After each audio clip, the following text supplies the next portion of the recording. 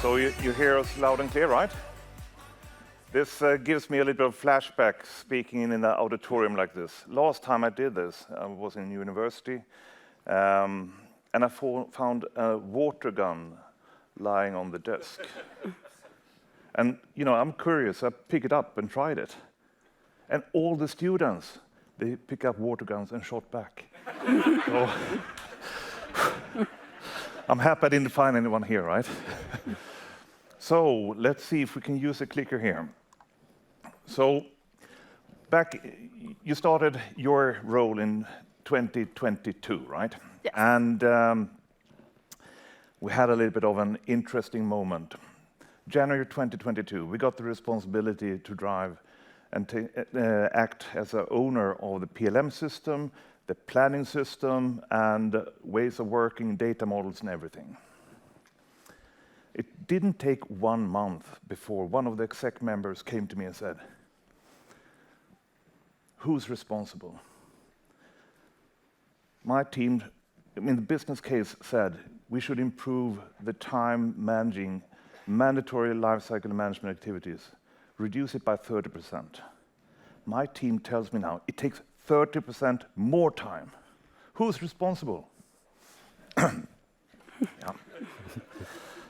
So we started to wonder, did we really buy the right system? Should we have done something else? Have we done completely wrong? So take a step back in history.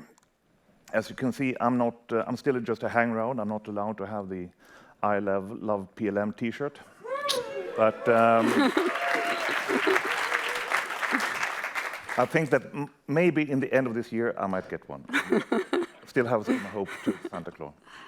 But basically, we had already in 2018, we did a big survey with one of those big American management consulting companies, and they told us, hey, you spend way too much time on mandatory lifecycle management activities. You should spend more time on new product development and reduce the time you spend on the kind of lifecycle management. And we had a big project, as at least Technia knows, and Dassault as well, and we introduced 3DX. We did a fantastic job, and it was a great learning. Of course, we had COVID coming into play as well during this, so the launch was a little bit different than intended. But in essence, we developed the system, we configured it correctly, and we had a great launch. What happened more or less simultaneously with the launch was we had a change in the organization. A big reorg of the full company, from a functional organization to 4 business areas, and then some corporate functions like us, supporting all business areas. I think it was 7 out of 10 members of the steering committee for the project vanished. They just disappeared into thin air. And that was a little bit the stage where we stepped into this. So really wondered, what have we missed here? Why didn't we get the benefits we intended with this big investment? So trying to dig into the actual problem, we had this example of, this is a very beautiful, exquisite Mölnlycke product. It's part of the product eventually. This is the TRP, transport box. And as you can see on top, you have a tape. And the supplier changed the material for the tape. So we needed to update all the data and, yeah, everything around that. And it should, of course, be a simple process.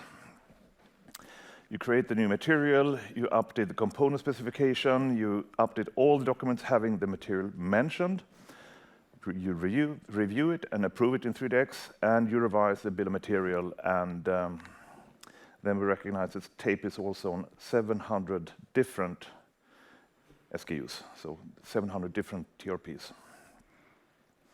The problem being, this took us 8 months. Great system.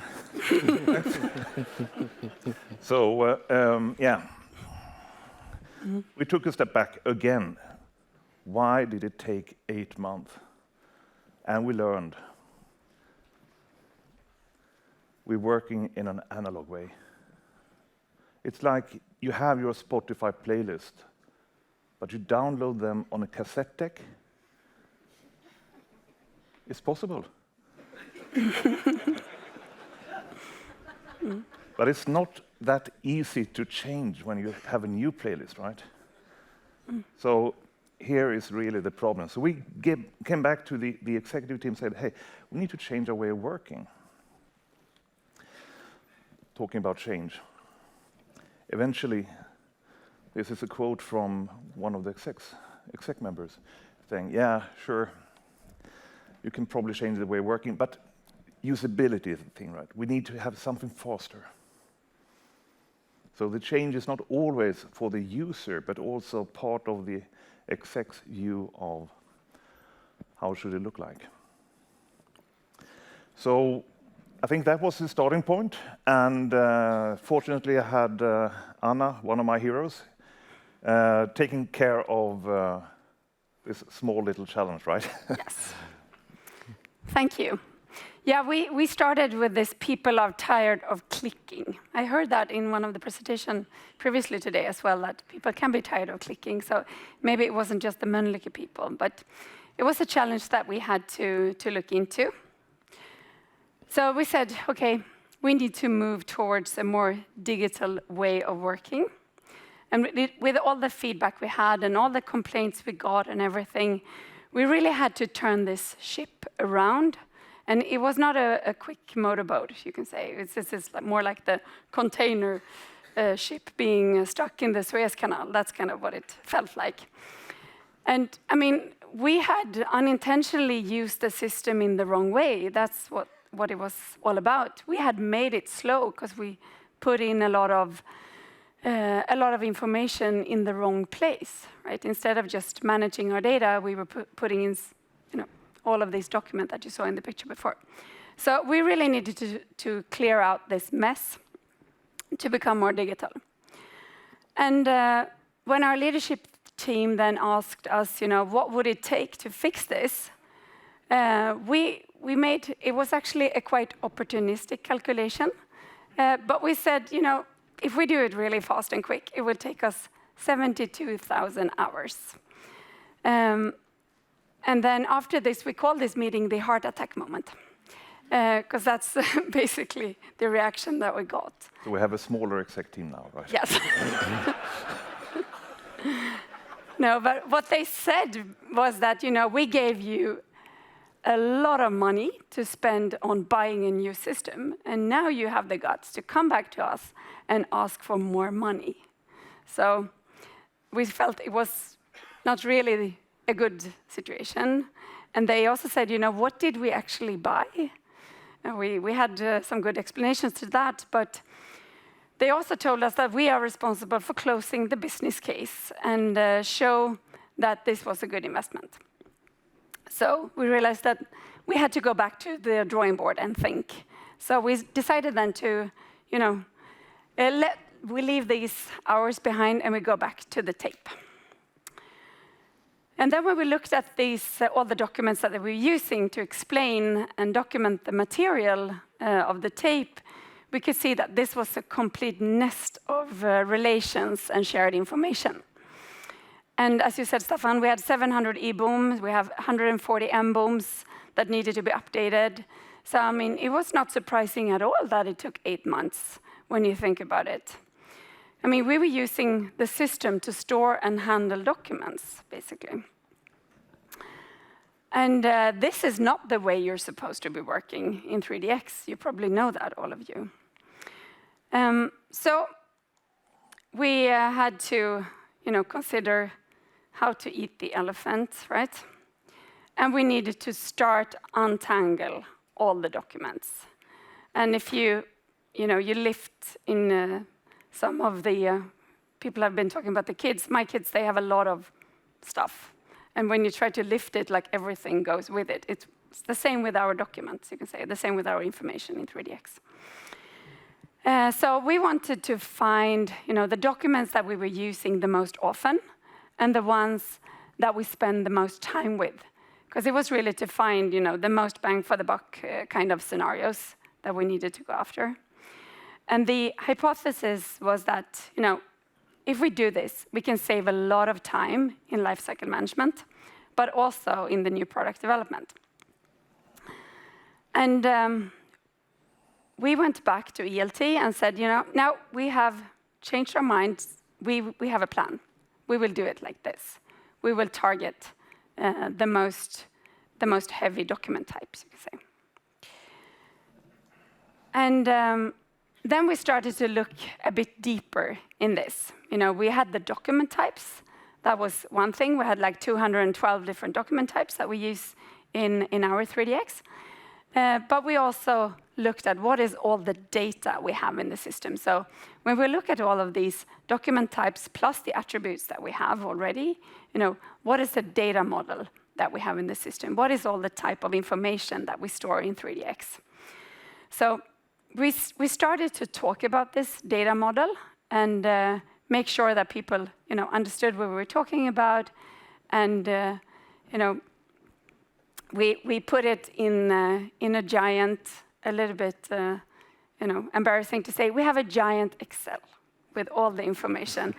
But it's actually very efficient. We know what we have in there, and it works. And I mean, this is like a very, very basic version of a data catalog. We understand that we need to move towards a digital way of working there as well. But we managed to explain what is the information that we have, where do we have it, and then we have the QMS system, so the quality management system, to explain to us, how and why do we have this information. And with this as a background, I think we were in a good position of explaining, the what, when, how, who's using it, who's responsible for the piece of information and everything. So I think we were in a good starting point there at least. And now I will hand over to Jakob. Thank you. So we got the attention from our leadership team to just make this happen. So I will guide you through this a little bit, our process to untangle these documents. So we worked according to a few principles, single source of data being one, and probably one of the oldest principles in PLM, right? But for us, this means that we put the data where it belongs, put it in one place with good quality, and then use it where it's needed. Sounds quite easy, right? But difficult to implement because you need to have good control of your master data, as Anna mentioned here earlier. Another principle we talked about was to reuse the data chunks or data elements. And that is kind of a set of information that is stored in the PLM system that you can reuse when you need it. And I will get back to this a little bit later in the presentation. Third principle was to move from a document management way of working into a more data management approach. And this means not only putting data in the system in attributes instead of documents, but it's also about changing the way we work, changing procedures, changing people's mindset. And we have mentioned that in previous presentation as well, the change management process. And this is really an area where change management is critical. Our fourth principle was to generate reports. So instead of typing documents with free text, we would like to generate documents from this data we have in the system. And I mean, we are a medical device company. We still need a lot of documents to be created to share with authorities and external partners. So we still have a need for that.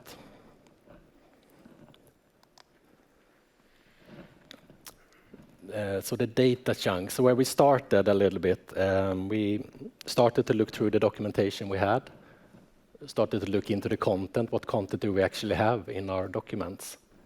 What should be there? What could be removed? And once that was kind of decided that this is the content that this type of document should include, then we started to break down each kind of chapter in the document into different pieces of information, the data chunks. So in this example here, you can see that we have 4 different chunks of information that we want to store in the PLM system and that we want to reuse when we need them.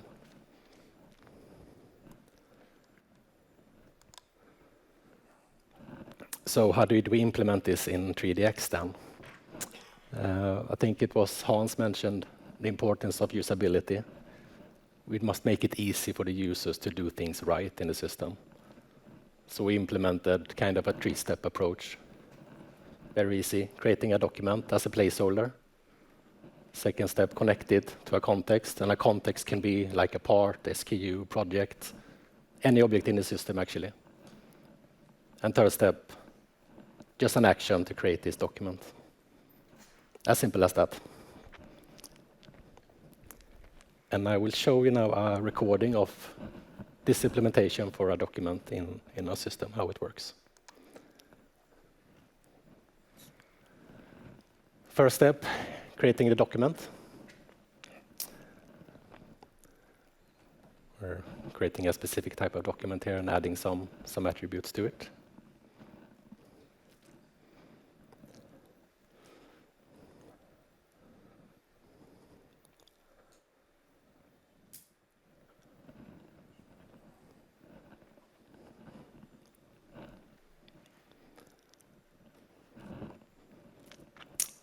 Now the document has been created, so next step, connect it to the context. And in this, for this specific type of document, it should be connected to a task in a project.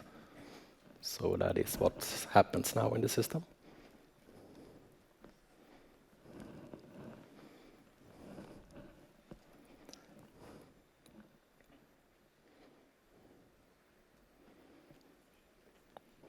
And the final step, clicking the action to actually generate this document from the data chunks that is predefined in the system.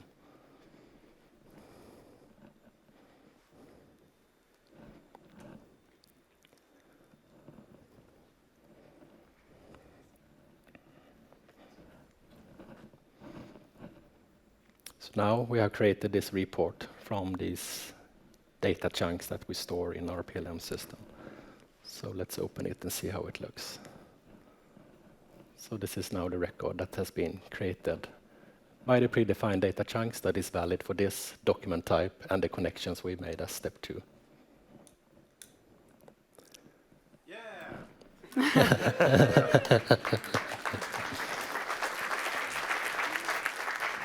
And as we can say, Jakob, this is without notes, words, Outlook, and Teams.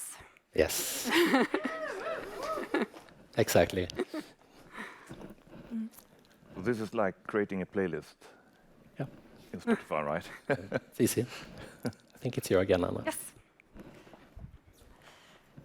Thank you. So, I mean, that was one of the examples that we've been working on. But, you know, from a change management perspective, I will tell you a little bit more about the result. But, you know, how did we convince, what was it that we told the ELT that we needed, and how did we get it?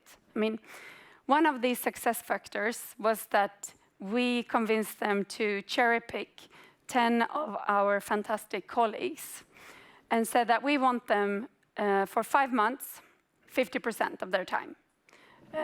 Then we can solve this. And they bought into that.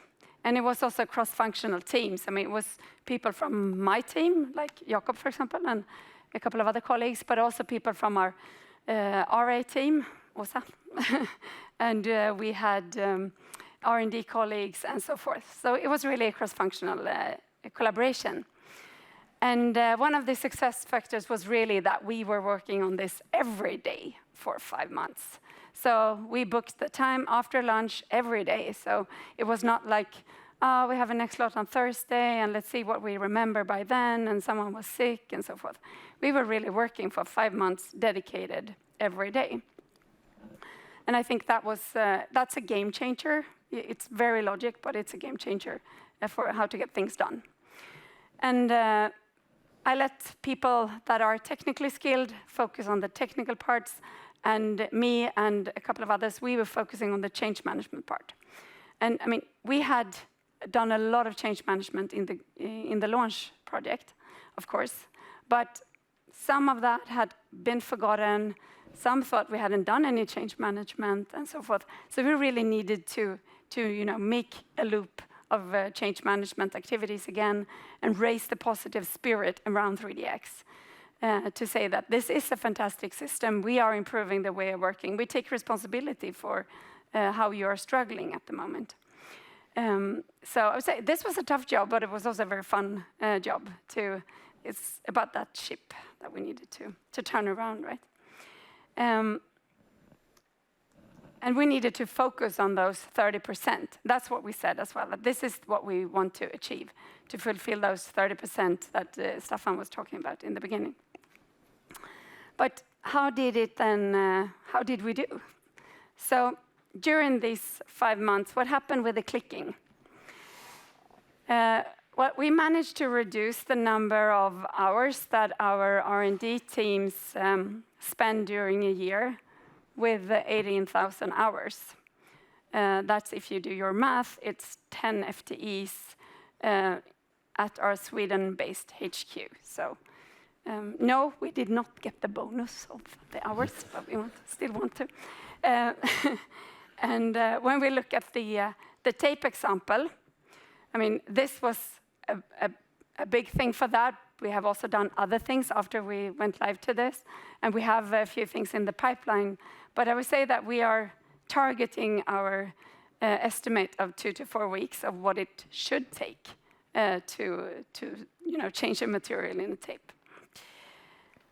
And when we look at the business case, when we talk to our largest business areas, we have 4 business areas in Mölnlycke.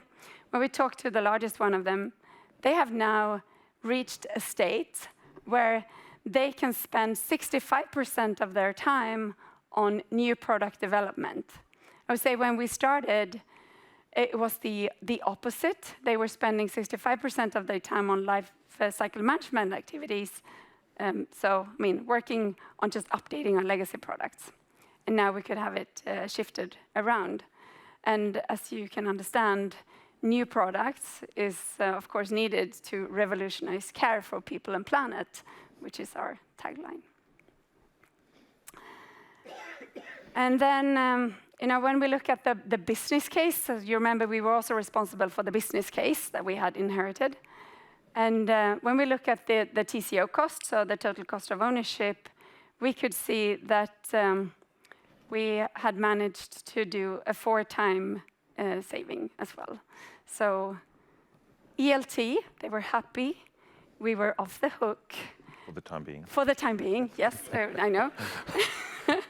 But I would also say that we have got the opportunity, the confidence and the trust to continue the journey with 3DX and digitalization. So we have done more things, and we have more things in the pipeline that we are very proud of. So we have targeted activities that we're working on, but we also see a future which is even more entangled than where we are today. So thank you. Thank you. Thank you.